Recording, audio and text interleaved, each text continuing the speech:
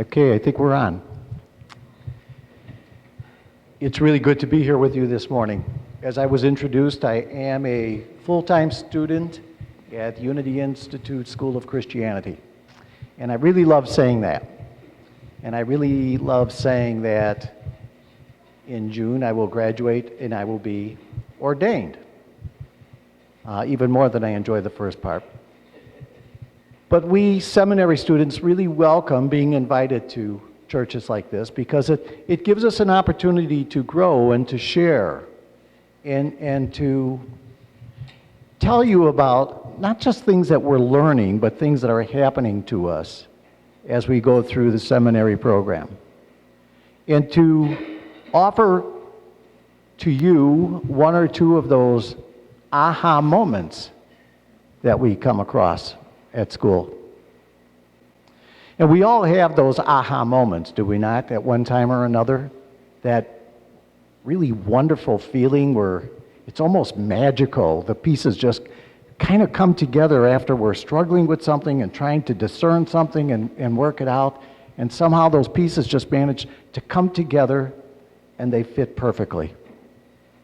And I can remember, for example, back when I was in high school, and I would be struggling with a math problem, and all of a sudden, aha, I would get it. And it's not that I got the answer to that particular problem that I was working on. Something greater happened to me. It was like an inborn, innate knowledge. So that it was a learning about the process and not just that particular problem. It was something that you could take and apply not just to that problem, but to other situations that were related to that. And so it's kind of a very exhilarating thing. It's almost as if for at least a moment you could just reach out and grab hold of at least a piece of that truth with a capital T. But can we really? I was born and raised in the city of Chicago. And it's an interesting city because it's one of the largest cities in the world, but it's really a city of small neighborhoods. If you're familiar with it at all, you might even be familiar with a kind of a weird ritual that takes place in the wintertime after a lot of snow. Because what some people will do is they'll take whatever time is invested, 3-4 hours, to dig out a parking spot. And then they'll do one of two things. They'll either go get some old chairs and some old pieces of wood and put up a barrier to protect that spot, or they'll just put their car in that spot and then they'll make a resolution. I am not leaving this spot until I absolutely, positively have to do that. And so as they enter into that mindset, they always run the risk of a little bit of a piece of life passing them by. And I think there's an example of this in the Hebrew Scriptures as well. Because we look from the book of Genesis at the story of Jacob's ladder. In this story, Jacob is moving to the city of Haran, which is an elevated city up in the mountains. And so it represents what we are all trying to do, move to a higher consciousness. But on his journey, it becomes sunset and he gets tired and he decides to settle in. And so he takes a stone for a pillow. And that stone represents truth, and he goes to sleep with his head resting on that pillow. And he dreams. And during his dream, he has a vision. And it's a vision of a ladder that extends from the earth all the way into the heavens. And there are angels that are traversing up and down this ladder. And those angels represent prayer to God, and God's replies, answered prayer coming back. And the rungs of the ladder represent different levels of consciousness. And so Jacob awakes from this dream, and he feels he's had one of these real aha moments. Because he makes a proclamation, truly this is a sacred place. Truly God is in this spot. This is the gateway to heaven. But in so doing, I think Jacob makes a very understandable and very common human error.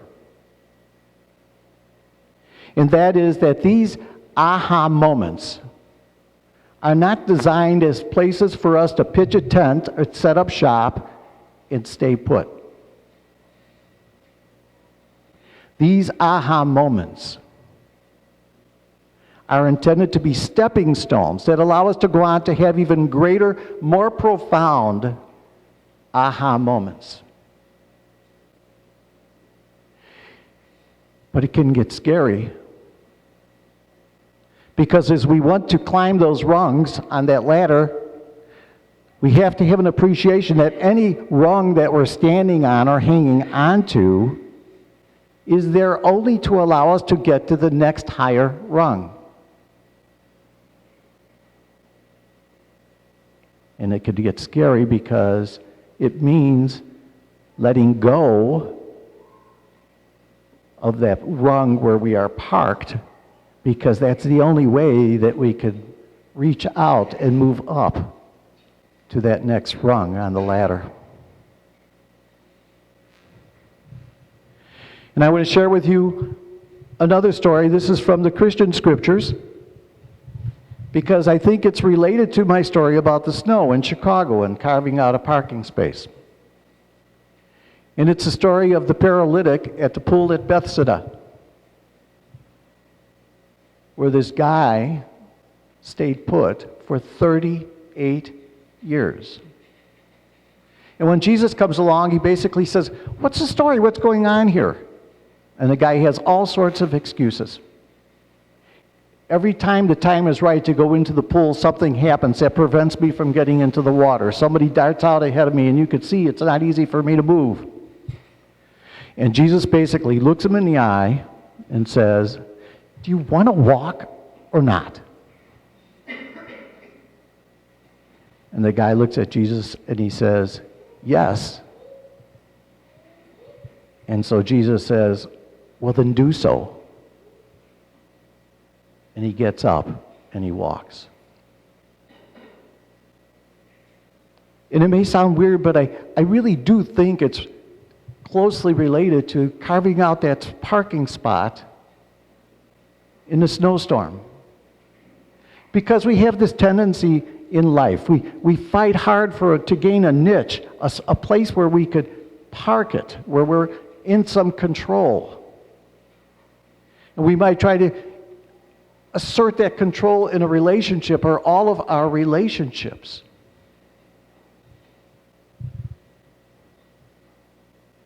And we'll put barricades up to protect those spots that we've carved out.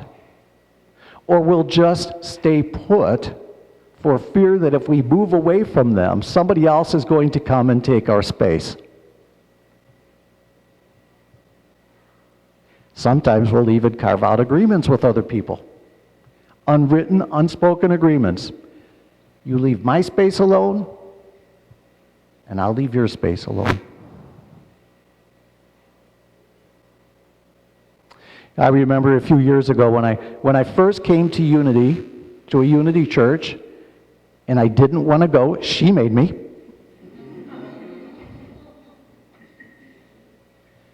And we sat in the third or fourth row, and I even had the body language going. Arms across my chest, fully resisting it. And before the hour service was over, I had that experience that a lot of people share that they have when they come to Unity for the first time. I felt that I was home. I felt that I could park it. I felt that at long last, whatever it was that I had been searching for, I no longer had to keep searching. I could stay put right in that spot. But the people in that church had other ideas. They did weird things to me. They accepted me. They loved me. And they sent a message. Mike, sorry, this is a no parking zone. You need to keep on keeping on. You need to keep saying yes to God and to the universe. And so before I knew what was happening, I had applied to and was accepted in ministerial school. But I was cool with that because I felt for sure as I was making ready to go to school that when I finally got there, at last I'd be able to park it. And then at school, you take classes about interpersonal skills and self-awareness, and I realized that that too was a no parking zone. And so I'm now suspecting very much that when I finally graduate in June and get ordained and I end up in a church serving someplace, that too is going to be a no parking zone. But it's tough, because we all know what goes on in life. And it seems like we're getting pulled in one direction and tugged in another direction, and that there's this obligation and that obligation, and we feel like we're in motion, that it never stops. But the fact of the matter is, it's just the opposite. It's not that we're moving, it's that we're stuck. And so we start to engage in that if only I can litany. If only I can get through the next 2 months of work when this stupid audit is finally done, everything's going to be all right. If only I can get through the summer and the kids go back to school, I'll have more time and everything will be okay. If only I could get through this next term at school, everything will be all right. If only I can get through, if I could hang on to, not work on it, but if only I can hang on to this relationship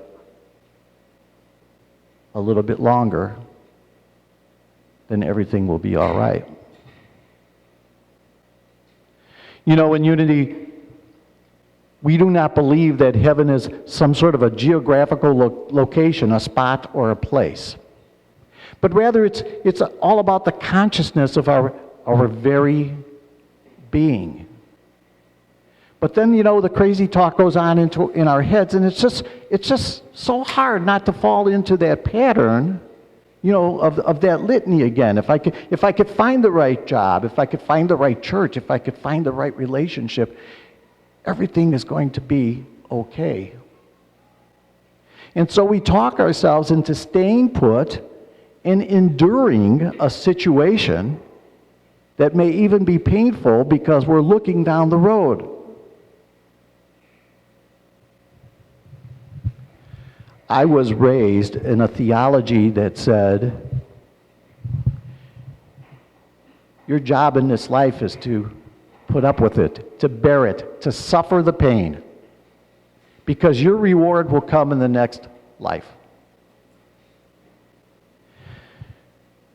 But if we're stuck in the daily situations that go on in our lives, I really don't see a significant difference in the whole situation between those two scenarios.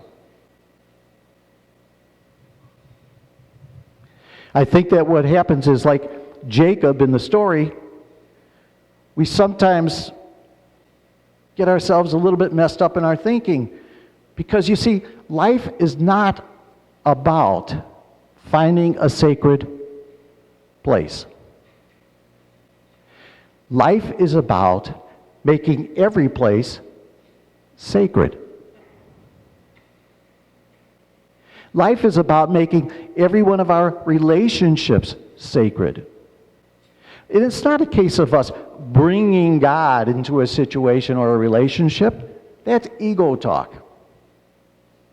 It's about recognizing that God is in every situation and every relationship. And we have an opportunity to do that dozens, if not hundreds of times every day. In our relationships with our kids, with our siblings, with our parents, with our uncles, our aunts, our cousins, with our neighbors, with the person that checks us out at the Walmart or the food store. It's not our job to get to the promised land and park it. It's our job to constantly be involved in the creation of the promised land so there's never any need to park it.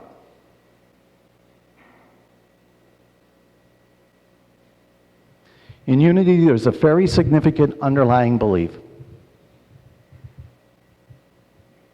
And that is that God loves you absolutely just the way you are.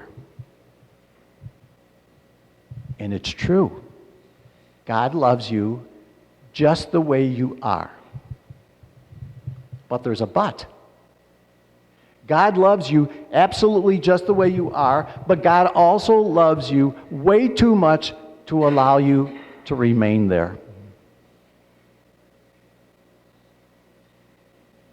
Our job is not about staying put. Our call is not to stay parked. What we are supposed to be about, in the words of Jesus, is to have life and to live it more abundantly.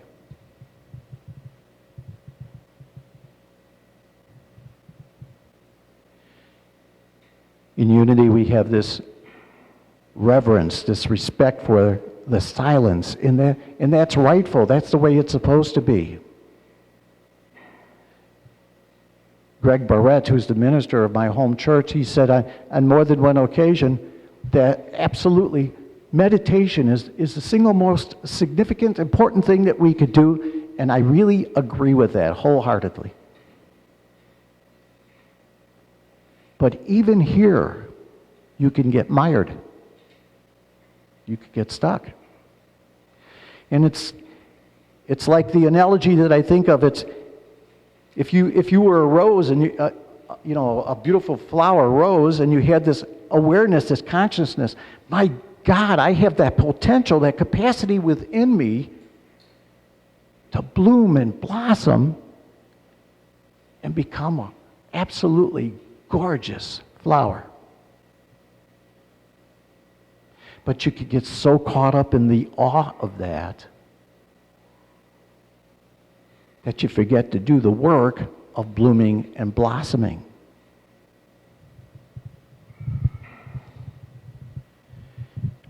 God is in the creation business.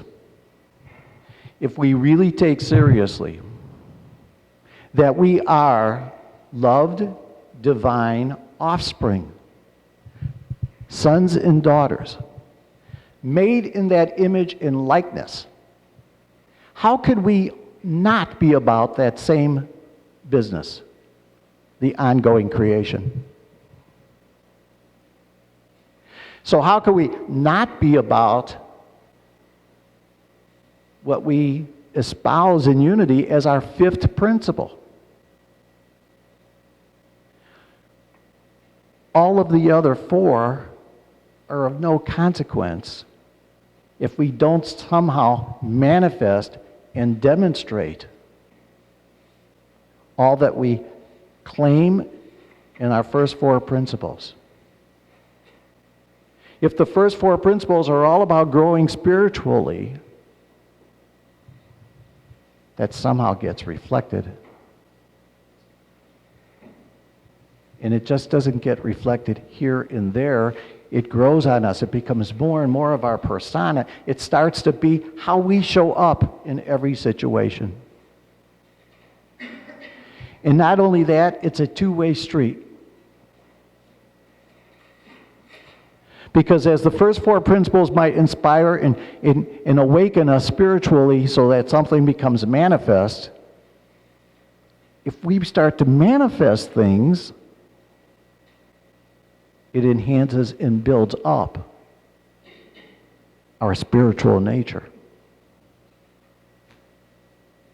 It's the Gandhi quote, be the change that you want the world to be.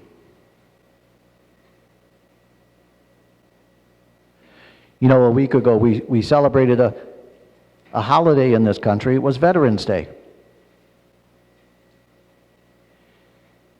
Originally, it was called Armistice Day to celebrate the end of World War I, which was advertised way back then as the war to end all wars, because we're always trying to park it, right? But what I like about the whole veterans thing and honoring our veterans, there's a whole obvious thing that, they put themselves in danger and all of this and the whole protection aspect. But it's really more significant than that.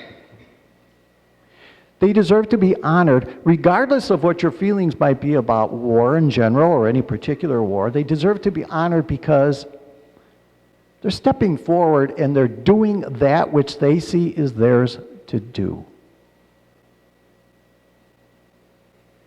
That's what our fifth principle is all about. That's what, generally speaking, says we are always in a no parking zone.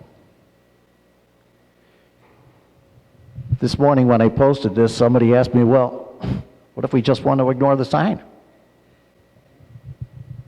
and park it here? We do that all the time, do we not? And again, that's when that treadmill starts and that turmoil begins, and there's that if only I can litany. God loves you way too much to allow you to remain where you are.